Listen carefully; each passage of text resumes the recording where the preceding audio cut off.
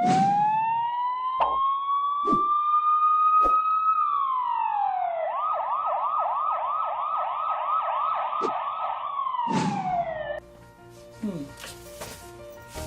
we have some experienced people sitting here today. Well, I just gonna go, that is in-house training, which is basically for our own internal experiences and stuff like that. So we're gonna just go back again to the price proposal, like in case any customers, they contact us, we submit them a price proposal. And the reason we do price proposal is, in that way they have variety of services in there and they can pick what kind of service they are seeking. And when it comes to negotiations, yeah, if it is a long-term contract, 3 to 5 years, sure, we can negotiate with them. If it is yearly contract or monthly contract, we don't negotiate. And the reason for that is because we always like to keep workers stay longer with us. We don't want quick turnover or layoffs and stuff like that. And there are different kind of services, where we do have to explain them, because what happens is once you submit the proposal, it is always better to go and meet them in person. And the reason for that is, in that way you can explain them in details what exactly to look for. So if you just go and submit the proposal, there are a whole bunch of pages, they are probably lost or confused in there, what exactly they are seeking, what they are looking for. So it is better that just make an appointment with them, go in person and explain them, and just evaluate the facility where they need the services, so you can also tell them what exactly they need over there. Or plus, most of the time, if they have their own options, they let you know. But it is always better, first of all, once you visit the facility, you know what exactly they are seeking, what job duties and all that they are seeking from us. So it is always better to go in person, make an appointment, and talk to them and give them a detailed description of the work. And plus you can also talk about uniform options and all that, and vehicle patrols, whatever best suits them. I have one question. There are itemized lists probably for the services. Right. So can you please itemize them? Well, we're gonna go that in the QA session all the way in the end. So just put them, and then we go to that. So let me go further up.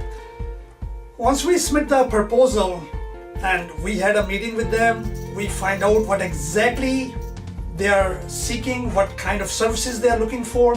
Then what we do is we put them a proposal.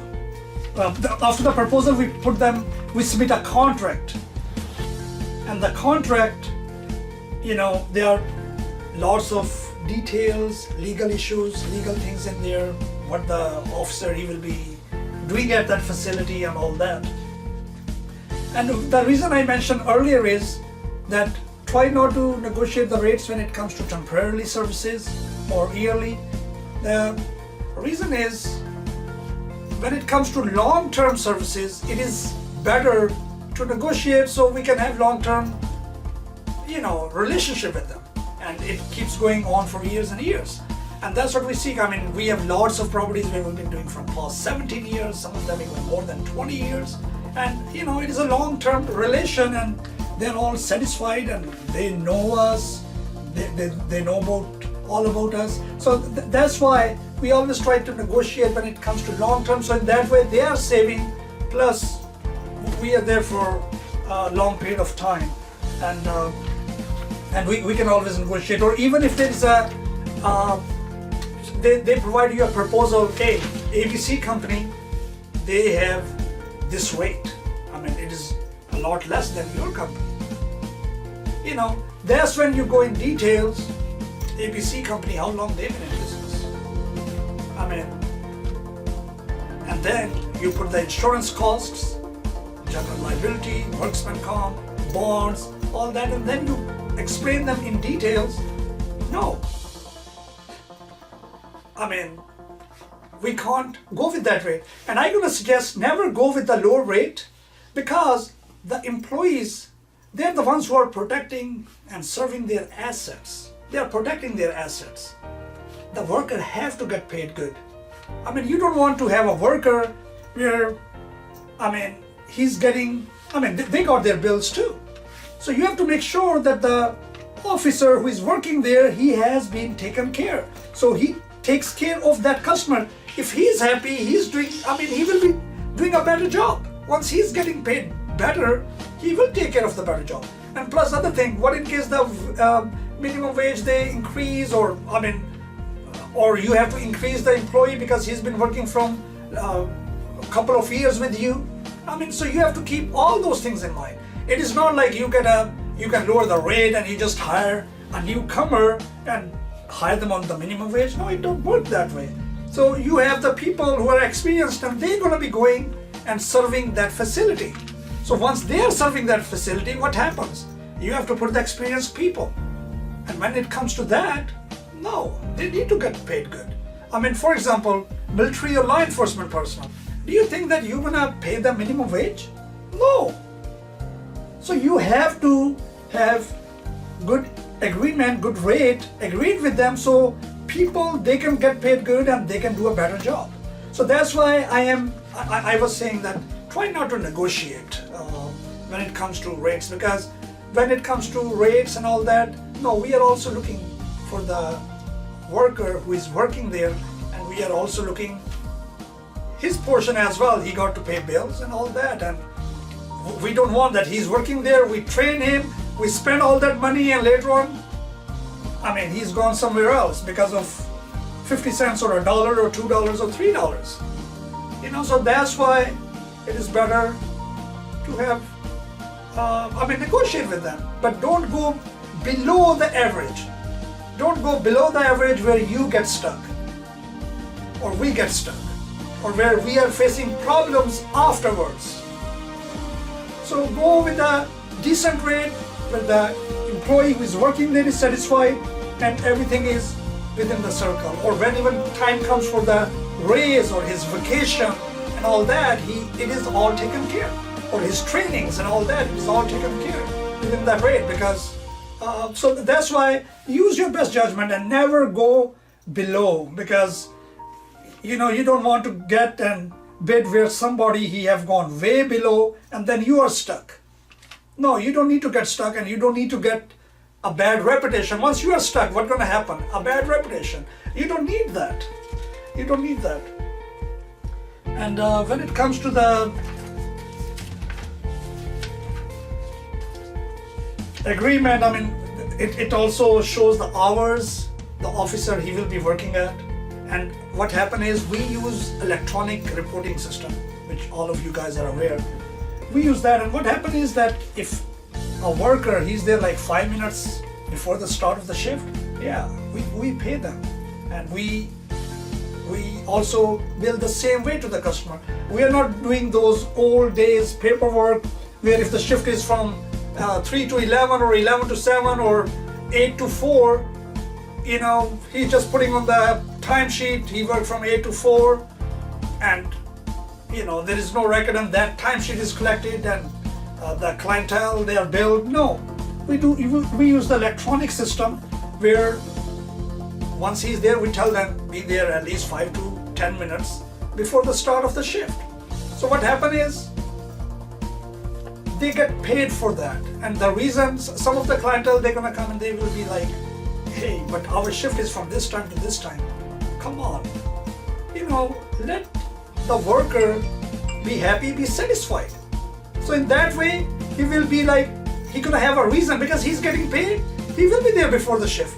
And it is always better to be there before the shift, at least 5 minutes. And you know, even on monthly basis or weekly basis, it don't make a huge difference. How much it will be? Probably in a month, an hour, even if it is 5 minutes.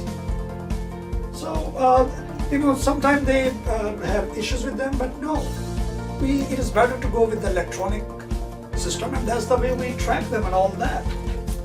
And even when it comes to the rate, when it comes to negotiations, always keep in mind, other companies, they don't use electronic reporting system. They are not paying Google for tracking their employees and all that.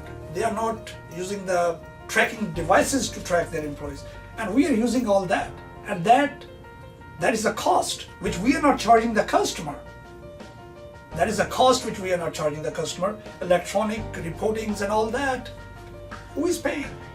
It is within the bill. So that's why you can't also negotiate with some other companies, because they're using the same old paperwork. Handwritten reports, handwritten documents, handwritten timesheets. And we are using all electronic, advanced. We are going with the technology. So we have to keep all that in mind when we are negotiating with the customers and stuff like that. When it comes to the agreement, I mean, lots of time they have the questions about them as well. And try not to, it is a journal contract. It is a basic contract which is signed by each and every clientele. And we don't do modification to this contract. And the reason for that is, even there is one issue where it comes to the holiday pay. You know, there are some customers, they're gonna be like, oh, on holidays we don't need the service. Or for example, if it is a jewelry shop, an example, and they say, hey, we are closed on holidays, we don't need you. But you know what? We still charge them for official holiday. I mean, do you think it is fair with the worker who worked their entire year, and at the time of Christmas, Thanksgiving and New Year's, because the store is closed, he don't get paid for anything? No, we charge them. Doesn't matter if you are closed, we still charge you. And that money goes, we pay. In that way, the worker, he have motivations. He's like, no, that's good. And he feels good. Once he's feeling good, he's gonna do a better job. You have to take care of that. And sometimes when it comes to savings and all that, clientele, they don't look into that. But no, those are key factors. Those are the facts. A worker have to be taken care of. So when it comes to that, no, even you are closed on that business day, or you don't want us on holidays, no, we still charge. And I explained, like, it goes to the, and then there is another thing. For example, if they go to the courts, majority, they all agree with that. I am just going with the main things where people sometimes they have some concerns. Okay, there is in the contract there is a term where it says $75,000 in case if they hire any of our worker. Why? They want that clause to be deleted. Sometimes that happens. It's a fine? No. Exactly. Because what happened is, like you guys, we invest lots of money. You are going on the trainings. Even I am here going with my experiences and all that. We spend a lot of money. We spend lots of money on the trainings and everything. And what happened is that sometimes they see, well, these people are law enforcement. They are ex-military, or they see that they are qualified. What happened is they're like, there is a position opening. There's a job opening, and for the management position, they're like, because you are dealing with them on daily basis, what happened is they're like, hey, we have this opening. Hey, you are getting this much. Why we pay you this and you come to us? No, we invest a lot of money on our managers and supervisors. We don't want them to just go, and plus it is a conflict of interest. And we don't negotiate with that. No, you want to take that employee? Sure, pay us for the training cost, $75,000. Pay us and take him. And that have happened, and that is the reason we have this clause in the contracts, which is basically employee and the clientele. In both agreements we have that. So even if the employee quit, he cannot go and work for them for a certain period of time. At least I believe it is an year. So even if you guys quit, I have to look your employment agreement, I don't remember, but even if you guys quit, You cannot just go and work for anybody. No, there is a time frame you have to wait because of the conflict of interest. Plus, we invested a lot on you guys. So that is something which we don't negotiate. And then the other thing is, even when it comes to the negotiation of the rates with the customer, believe me, we are covered in millions. Our insurance coverage is in millions of dollars. And what happened is, for example, ABC or any company, they want in millions. What happened is it automatically implements on entire company. It applies to every contract. So and that's why we have the highest coverage, because we don't want that ABC company, they say, or it is a shopping center or a mall, they say we require this coverage, and then we are looking for the insurance to find, hey, how are we gonna cover that? So we already have way beyond the best coverage is out there. That's what we got, and that is the government contracts, they require that coverage, and plus What kind of coverage? It is in millions of dollars, and that is general liability, which is the highest coverage, and that is another rate. It's the insurance. It is the insurance, and that is another thing, because a lot of these new companies, they are out there, and what happened is that they got basic coverage, which is state required coverage. Okay, now that coverage you're just paying a couple $100, and when you are talking about millions, you are talking thousands of dollars on insurance expenses. So that is also the factor which we have to keep in mind, and we have to explain the clientele. No, that is one of the key things, and that is insurance is one of the highest expense in the operation. So we are covered beyond the limits. It is in millions of dollars, and majority of, once you see those small proposals with the low rates, what happened is majority of the time they got the state required coverage. And lots of time, if they know somebody or some of the clientele, they are not paying attention to the insurance coverage. They're just looking at the rate. Yeah, fine, but no, everything counts. Everything counts. And plus, those companies, when they have the lower rates, keep in mind, they probably have the general liability insurance, or if they have more than majority of the businesses, unless they're established, they have additional things. For example, the bonds and other things. If they are established, they have all those things. For example, employee dishonesty bond. Not everybody gonna have that. So these are all the factors, all the things which we keep in mind while we are putting a proposal and we are submitting the rates, or the rates which are set rates. So we have, for example, and that's why I say don't negotiate when it comes to temporary service or short-term contracts. The reason for that is, for example, once they are added to the policy, doesn't matter if it is a service for 1 month. No, you are still paying that for a whole year. It is going for an entire year. So it is not like, that, okay, this is a short-term contract. Once they are gone, we cancel the insurance. No, the insurance is still in effect. It is ongoing thing. It is an ongoing thing. So that's why short terms, try not to negotiate on the coverages, even if they say, oh, we don't need that coverage. Well, that is the coverage we offer. That's it. And when we are not going to reduce millions of dollars to hundreds and thousands, because that's what we pay, and that's what it is, and that's what we go with. And then our contracts, they are term to term. They are term to term. We do not have no monthly contracts. We do not have no monthly contracts except the short-term ones. For example, if it is a customer, it is a 3 years contract. If they don't provide a notice, then it goes to term. Then it goes to yearly basis. Okay, because they are already getting the lowest rate, because it was long-term. We negotiated. They were already getting the lowest rate, so it goes term to term. But in case they go with that temporarily, month to month, the rate goes to our regular month to month rate. We cannot be just going month to month based on the yearly thing, because when it comes to yearly thing, we were just trying to take care of all the insurance and everything, and within that period of frame, 1 year or 3 years. So we basically calculate that, okay, we're gonna pay that within that time frame. So when it comes month to month, we cannot do the same rate for month to month.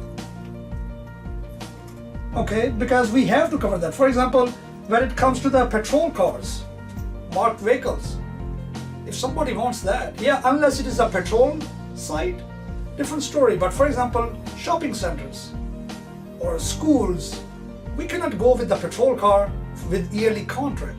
Why? I mean, that vehicle is a brand new vehicle. I mean, that contract should be at least 3 to 5 years. Because the time the company gonna get the cost of the vehicle, because there is fuel, there is maintenance, there is oil changes, there is a whole bunch of things.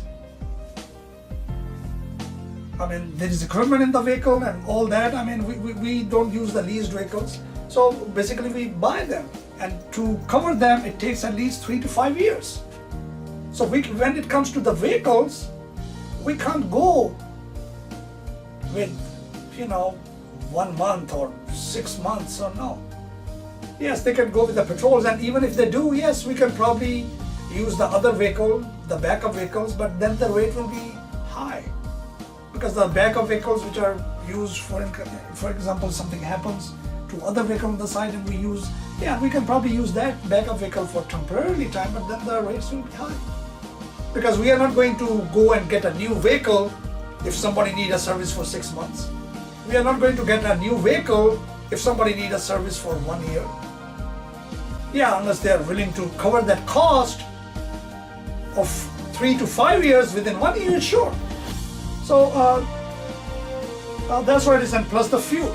I mean, that's why when it comes to negotiations, even with the patrols, no, there is fuel costs. You never know when the fuel is going up, when the fuel is going down. Mostly it goes up, and plus the maintenance. I mean, something happens, and the insurance. Sometimes the warranties which are by the dealers, they are out because majority of the warranties are 30,000.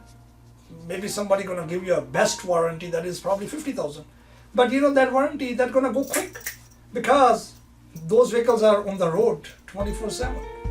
Or even if it is for a site, it is on that site running. And 30,000, I have noticed mostly it goes within a year or 7 or 8 months. Majority of the sites I have seen, mileage, they fly because they are running them and they're using them, they're driving them. It goes quick. So we have to keep all these things in mind when it comes even the vehicle. And the vehicle patrol, the random patrol is something which is cost effective. I mean, it can be afforded. It can be afforded easily because it is combination of different properties. A, B, C, D, E, F. So it is like 6, 7 properties done by one patrol officer. So now what is happening with combination of all that, the patrol officer is getting paid. Okay, so even when it comes to that is the cost effective. And sometimes, what happens is even when you are doing the patrols, A company or B company or C company, sometimes the patrol officer, and he's not on site. He keeps rotating from one to another, other to another. So it all depends on the clientele if they want how many random visits during a shift. So that's what it is. Yeah, that it can be on yearly basis. But when it comes to on-site patrol vehicle, that is totally different because that vehicle is specifically assigned to that site. It cannot go anywhere else. So we have to keep that in mind. And plus we also have so these are the basic things which majority of the customers, they have the issues, and that's what I wanted to go through. I know that there are a whole bunch of points. So it was the rates, and then it was the contract, and any emergency work, it's gonna still go with the regular rate, not the contracted rate. For example, if the customer, he need the contracted rate which we have is the rate which is on yearly or 2 years or 3 years basis. For example, specific hours on daily basis. But if he need additional services, for example, there is a fire watch and he calls us for fire watch. Now, we are not going to have the fire watch officer there with the same contracted rate. That's gonna be our regular emergency rate. So, I mean, once the contract is there, and they cannot assume that they are getting the same rate what is in the contract. No. That is emergency, because what happens is when it comes to emergency services, lots of people, they already have 32 to 40 hours. Now they might gonna be getting into overtime. And that's why those rates, emergency or temporary rates, they are high. Because, for example, you are out there, you are working, you work 32 hours a week. Now somebody calls for the fire watch, or there is some construction going on or something like that. No. We send you over there because you are available. Now once you cross your 40 hours, what is happening? The overtime is kicking in. And who's gonna cover? So that's why those temporary services, we always charge them a different rate. Because they can think whatever, or we are charging too much, or this or that, but they are not aware of the operation. Again, the smart managers, they know what is going on. But we can't argue with them, we can't do anything, because like we always say, customer is always right. So that is the issue, and but the best thing is explain them, talk to them. Because lots of time, there are people who are just working on a facility, later on they become supervisors or managers. They probably have seen the security operation and all that, how people are doing the protection work and all this, but they really don't have specific knowledge of certain things. They don't have specific knowledge. And to you guys, it might gonna look, well, they're talking about this, they don't even know, and we keep our mouth shut because we don't want, but that's the best thing to do, But whenever you find time, have a meeting with them, explain them. If you don't talk, they will not know. So always talk, even if they have any issues, talk to them. Talk to them. And what happens is, if you don't talk, sometimes you have to get rid of the workers who are good workers. Even though they are doing their job, they have good backgrounds and all that. Once the customer is confused, or he don't get specific things, what exactly is going on, and if you don't explain them, you don't talk to them, you are ending up into a mess. So it is always better to talk. And sure, now you can go with and the contract, it must be signed. The contract must be signed. If we do not have a signed contract on file, we cannot provide the service. That's irrelevant if there is no contract. Means and even the contract, when it expires, and if there are negotiations going on and you submitted a renewal contract, if you don't hear anything within 1 month, or because mostly either customer gonna contact you. If it is a 3 years contract, they will not bother you for years, unless they have any other plans. And even if they are trying to negotiate the rates and stuff like that, and you submit it, and there is still any issue, no. Let them know that after a certain period of time, it's going to go month to month, which is a high rate. It will not be on that old contracted rate, and since it is over, it's going to still continue with that rate. No, because once it is not signed and stuff like that, now what is happening? The good people, the good workers, we are probably will be planning to put them on any other site or something like that, or maybe we're going to use the people. So it all depends, because it is hard to explain them the operation, how everything is working. Their concern is just make sure all safety and stuff like that, of their facility, of the customer and all that. But other than that, there are many things which you are already aware of that, but sometimes what happens is that customer, they're like, hey, start it. I have seen some people, some managers, they're like, oh yeah, they're gonna sign it. They wanted us to start. No, have the contract on file. Have the contract on file. And plus, also, when you go and talk to the customer, please explain them to check our website, check for the references, go with detailed info and all that. There is one lady, the reason I'm saying that is that you should, even though you are going there, just talk to them. Please check for the references, check our references, talk to our customers, or go with the list and all that.